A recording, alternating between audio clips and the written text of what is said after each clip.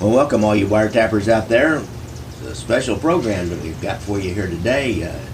Everybody's heard of Donnie Brosko and the FBI agent who played him, Joe Pistone.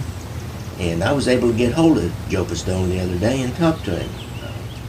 I wanted to talk about Lefty Ruggerio. Now, Joe has his own podcast going down. He's doing all kinds of other stuff, but he was gracious enough to give me a little bit of time and he was really hard to get hold of, by the way. I had to use a connection, and then I get a cryptic phone call, and then I have to make another phone call, and so he's still laying low. Now, he is out there. Joe had recently talked about Lefty Ruggerio.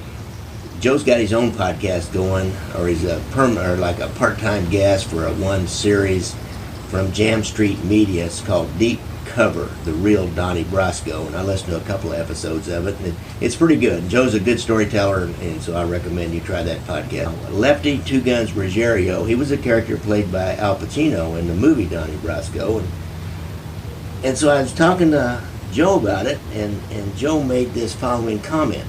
So Joe said he'd hate to be Lefty's cellmate when he went to the joint. Well, I have sitting here my friend Steve St. John, who's been on the show before, and he was the cellmate, or a cellmate, of Lefty Ruggerio down at the medical facility at Springfield for 2 years, folks. So welcome, Steve. It's great to have you here. Good morning. How are you?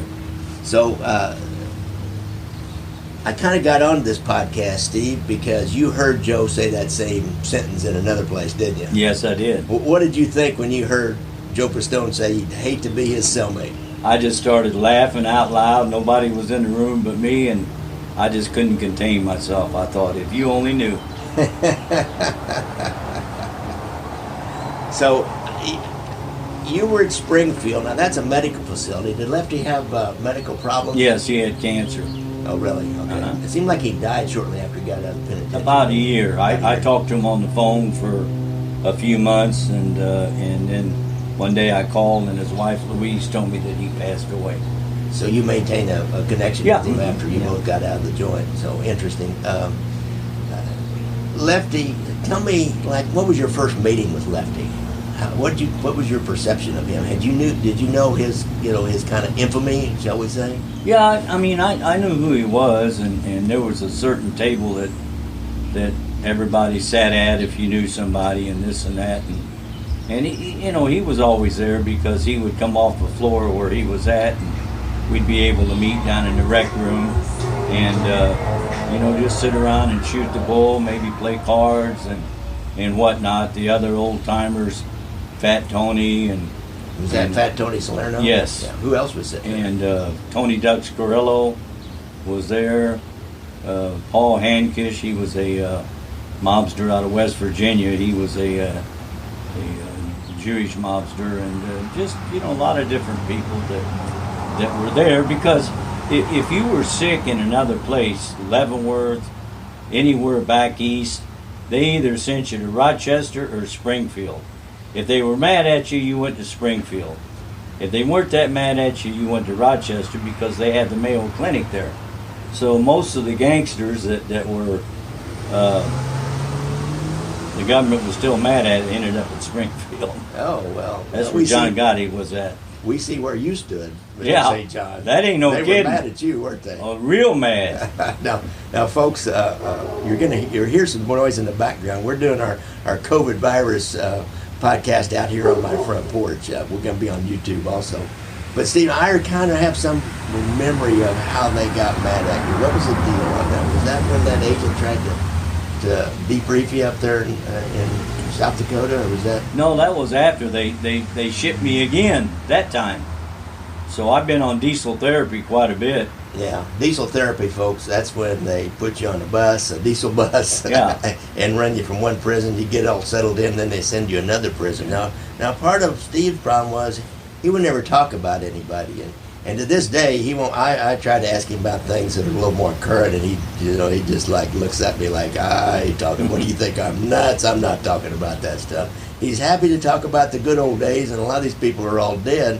And he was definitely in at Mob Central, at the medical facility at Springfield, and a couple other places too. So we're going to keep talking, trying to pry as many stories as we can out of him about that. Now, Joe, listen to this, what Joe says about Lefty. I always said that I hate to be the guy that was in the cell with Lefty when he was in the can, because he would drive him fucking crazy. You know, there's no way I'd want to be locked up in a cell with him, because I wouldn't be doing the time that would drive me nuts. It'd be listening to him complaining that would drive me nuts. Well, you know, Lefty was your typical wise guy, you know, always crying about something. They got, you know, $5,000 in their pocket, but they're always crying they're broke because they never, you know, they never paid for anything out of their own pocket. So that's, you know, he was you say a moocher. That was typical of them. A whiner, you know, everything was about Lefty. Give you an example. He smoked like crazy. He smoked English Ovals. And, I mean, they were just, you know, tobacco was terrible. And he couldn't stand air conditioning. So you're in a car in the dead heat of summer. I can remember being down in Miami, and I'm driving, you know, and it's like 100 degrees. The windows are up, and you couldn't have any air conditioning on because you didn't like air conditioning. And if you put the windows down, there would be a breeze, so he didn't like that. But yet he's smoking his English Ovals, choking me out in a car in Miami, which is 100 degrees out, and you can imagine what it is inside the car. I mean, you know, when you talk about one way, that was him. I give you another example. I mean, you know, when you talk about one way, that was him. I give you another example. He had a root canal done one day, and you know, all I heard for 3 days was about his root canal. Well, unlucky me. About 2 weeks later, I have to get one. It didn't make a bit of difference, you know, that I was in pain. It just went right over his head. I mean,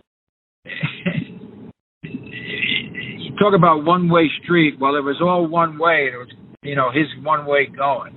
Steve, what do you think about that? Was Lefty kind of a one-way dude? Was he only worried about himself and what he could get for himself? They named the streets after him one way. What about that time you made that birthday cake for him? I seem to remember that story. Oh, boy. He kept saying his birthday was coming up. His birthday was coming up. What are you going to get me? What are you going to get me? So I got a guy to make him a birthday cake. So on his birthday, got the cake down there. Was having a little party in the rec hall. And I said, hey, Lefty, I said, here's your birthday cake. Happy birthday. And he looked at me and he smiled and he said, what else did you get me? I said, don't start that shit again. Last time you said that in Florida, it got you 25 years. If you remember in the movie, yes. He told those two agents, he said, what else you get me? And I said, shit, you better leave that alone. But yeah, he was one way, that's for sure. Now, did you see the movie Donnie Brosko? I did. How accurately did Al Pacino depict the character of Lefty Two Guns Ruggerio? I think he was right on target, you know. How could you not spending that much time with somebody? I mean, you know, there was no reason to change anything because that's the way he was. Yeah. And, you know, it is what it is. I mean, the story was always out, if you killed somebody, you borrowed the bullets. Seriously. That's a good one. Yeah. Well, now, he got the nickname Two Guns because when he was a younger mobster, he went on a hit, and back in those days, the mob notoriously would get some old crappy guns because they didn't want to be tied to them in any way. So they'd like buy guns from a street burglar, you know, street criminal who had burglarized somebody's house, and they'd have these crappy old guns. So he brought two guns along just in case one malfunctioned. So oh boy, he was very proficient. He was, you know, he was born and bred mafia, as my understanding. Did you see that in him? That he was so caught up in that lifestyle that it was his total identity. That he was like John Gotti said once. He was a perfect man to be around Gotti. Although he wasn't around Gotti, he was in the Bonanno crew. But he was like, you know, Gotti once said, you know, La Cosa Nostra today and La Cosa Nostra forever, or something along those lines. So that's was. Did you notice that in Lefty? Oh yeah. That's the only life he knew. He didn't know any other life. He had a wife, and you know, he'd tell her, "Hey, I'll be back in a week. I'll be back in a month. I'll be maybe back tonight." Then he had a son that he was broke his heart. He was a dope user, and I think he ended up dying of an overdose, and that kind of just made Lefty, you know, here's our life, and his son really broke his heart over that deal. So he had a certain acceptance to the grim, cruel realities of that life on that side of the law. As you found out, there's some cruel realities on the wrong side of the law. Oh yeah. And there's a lot more pleasant consequences on the other side. Yeah, that's true. If you ever make it there. Yeah, well, you did. Yeah, you did, man. Here I am. Here you are. You know, he had a real dry sense of humor. He had a sense of humor, but it was really, really dry, and it had to be at your expense, not his. And there was a guy, I think I mentioned a few minutes ago, Paul Hankish, and he was from, I think he was Lebanese, from West Virginia, and he was a big mobster, this guy was. And he got, they blew him up, and he lost both legs. So when he was in Springfield, he was an amputee. He was a double amputee. So he was one of the ones that sat with us and talked and bullshitted. And Lefty looked at him and said, "You know, Paul," he said, I really like you. And Paul looked at him and said, "Well, Lefty, I like you too." And he said, "No, I really like you." And I'm going, "Oh shit, where is this going?" And he said, "Well, I like you too." He said, "But you know the only problem that you've got?" He said, "What's that?" He said, "You're just not a stand-up guy." And I'm going, "Oh my God, he didn't say that, did he?" And that Paul started cussing him out, and that Lefty just kind of grinned, and I thought, Jesus Christ, I like a good joke, but man, that was under the table. So, just watching, you're a close observer of body language, and anybody that's lived the life of a policeman or the life of a professional criminal, you are totally aware of people around you. Oh, absolutely. You watch body language, you watch how people relate.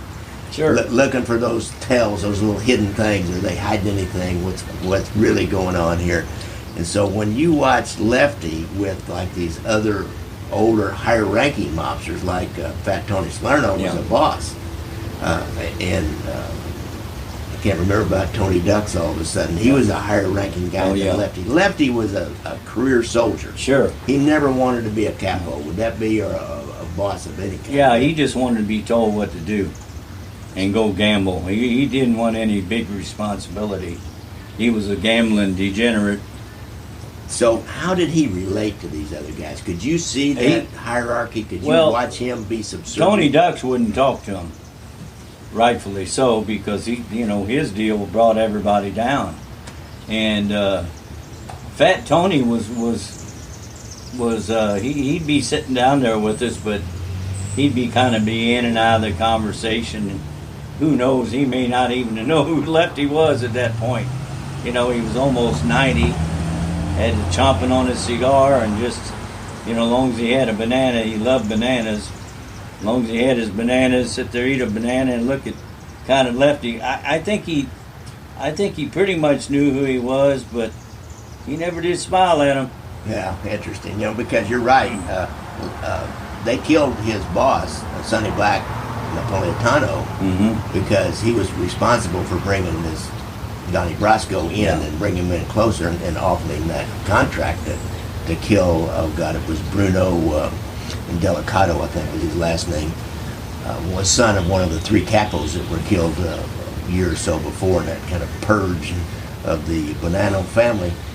But they gave Lefty a pass Even though he was the one that really mentored Joe Pistone or Donnie Brosko, he mentored him into the life. He made comments like, I remember reading one where he told Donnie Brosko, he said, this is the greatest life in the world, man. Yeah. He said, you can cheat, you can lie, you can steal, you can even kill, and it's all legal.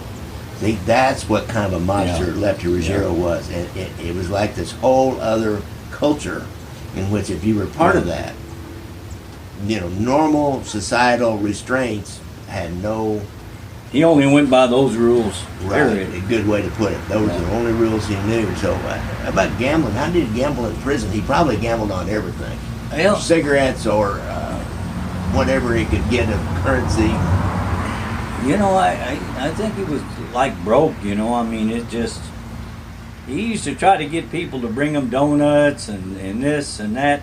On the floor he was on, they had no machines for pastries or anything because that was a medical floor. You had a lot of diabetics there, and they're not going to let him, So he'd ask me, hey, Steve, he said, bring me some donuts or some cookies or, and he'd ask 10 Steves, here's these old cookies and donuts, and he'd go back to his unit with his stuff stuffed in his pocket. He was, that's just the way he was, Things really dwindle when things are important, when the joint, and commissary and donuts and stuff. So that became much more important than any gambling games he might get into. He just interesting. And he quit smoking, so, and that's what got him there. He did 3 or 4 or 5 packs a day. Yeah. So at least he quit that, but he died about a year later Was after it he got lung out. cancer? I don't remember. I don't remember what kind of cancer it was, but I think they got it in remission down there. But I think he liked to stay there because that was a more laid-back place than the places he had been. Lefty was once approached by an agent that I know used to be stationed here in Kansas City, and Doug Fencl's his name. Mm-hmm. And actually, he was here when worked that case on you.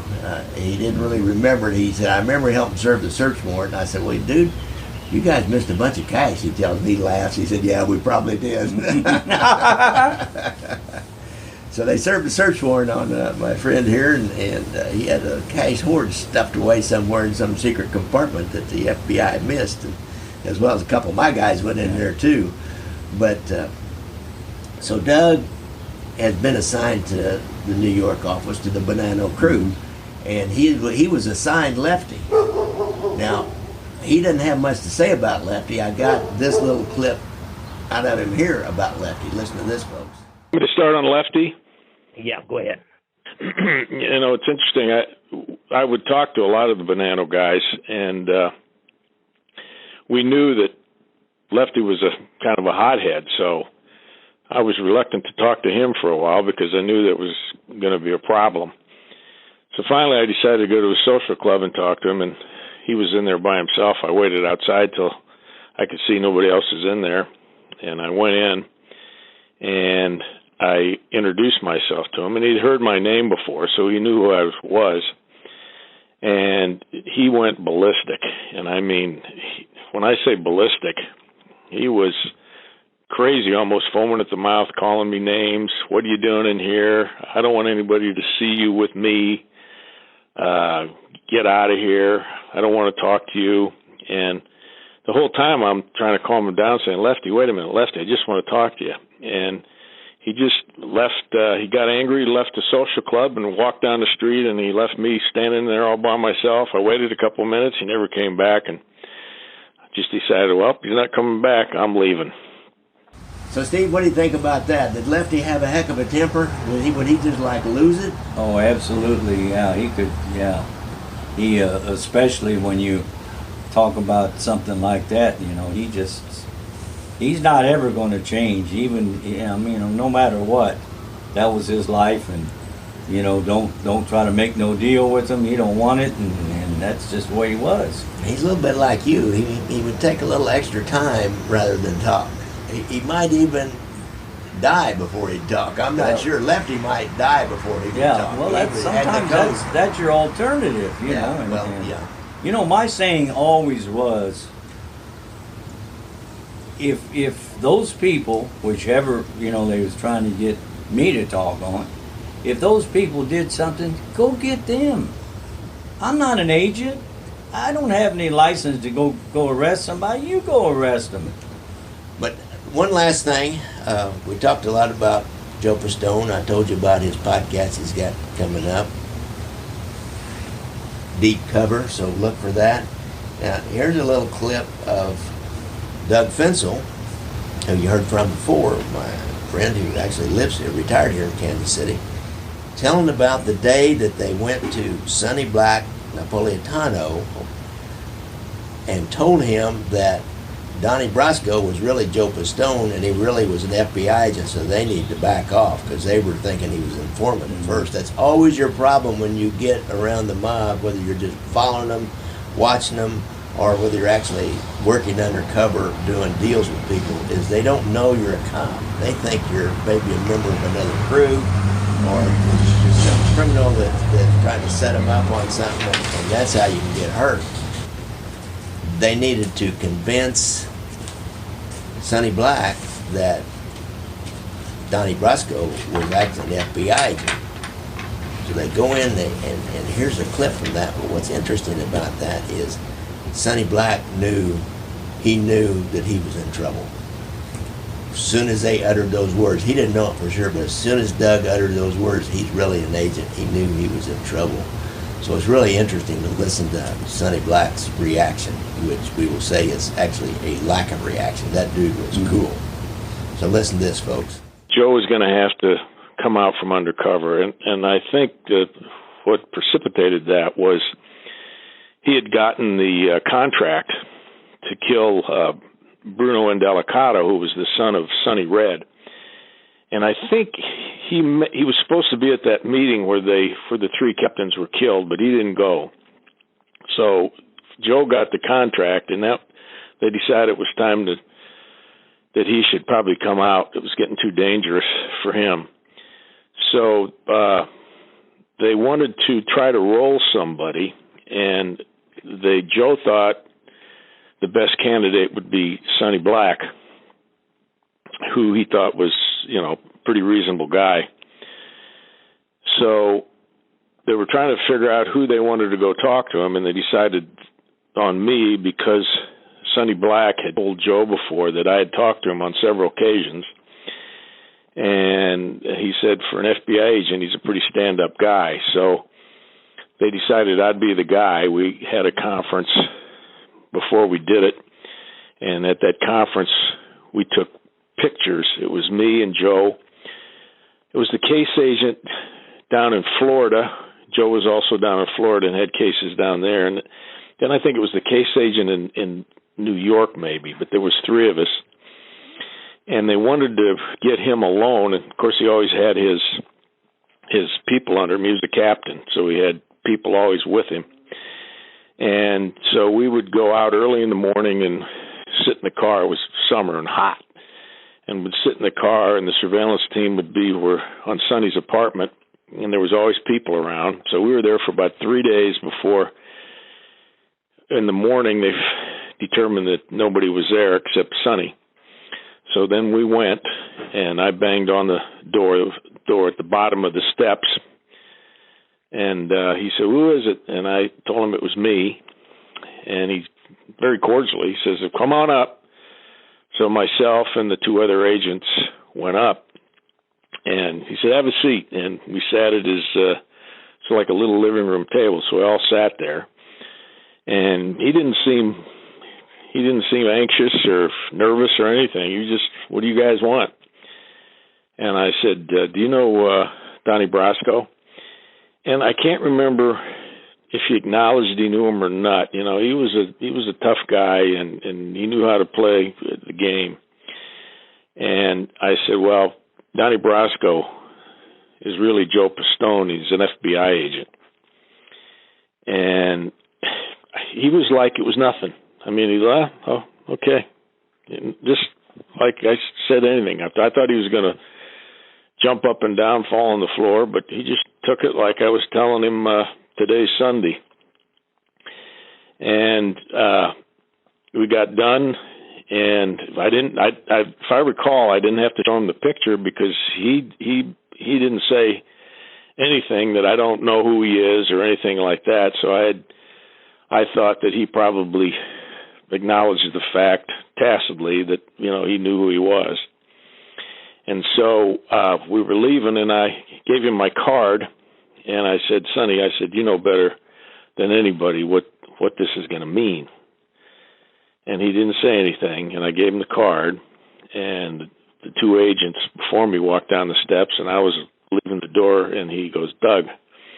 And I said, yeah, and he says, you know better than anybody I can't do this. And we left, and that's the story. So Sonny Black knew what was coming up for him, and just like he told Doug, Agent Fencl, and he liked Agent Fencl because he had told Joe Pistone about him and said, you know, he's a stand-up guy. He's not a bad guy for an agent. But he told him, he said, you know, I can't do that. And, you know, and Doug, you know what's going to happen. And it did. It wasn't that long. I've seen that. I just had another story. It's coming out right now, actually, while I'm recording this. It's coming out next Monday. There's an FBI agent up in Chicago that interviewed he worked up a case on Ken Ito, or Tokyo Joe, they called him, and the outfit tried to kill him. Well, that day, they called him. They whistled him in to a meeting, and he knew that he had told him he could take the hit and he would go to penitentiary and not say a word. But he knew when they whistled him into a unscheduled meeting at a strange restaurant that he'd never been to before and nobody ever talked about. And he told his wife, he said, I may not be back. And he put on his best suit and got all cleaned up and he went. Tony Spilatro, that last meeting before he was killed, he left his jewelry, some identification, some different things there at the house before he went to that meeting. These guys, they just like Lefty. He would have done the same thing, don't you think? Mm-hmm. He would just said, okay, I'm done. Go ahead and take me out, which he would have done. But for some reason, I can't remember that reason now. Well, it showed. Why did they give him a pass on that? Well, they didn't, because they had called him to meet him, and he took off his jewelry and he laid everything on the dresser. Okay. And as he walked out his building, the FBI intercepted him. Oh, okay. Yeah, so he didn't get a pass. They got him. FBI got him before the mob got him. Interesting. So, I mean, Well, that's a cruel world, ain't it? Well, if you live in it. If you live in it. But it's an interesting world if you just talk about it and study it and go to movies about it. That's right. We all love the mob around here. All right, folks. I really appreciate it. Steve, thanks a lot for sharing your stories with me and wiretappers out there. Good evening, folks. Good evening, folks. Good evening, folks.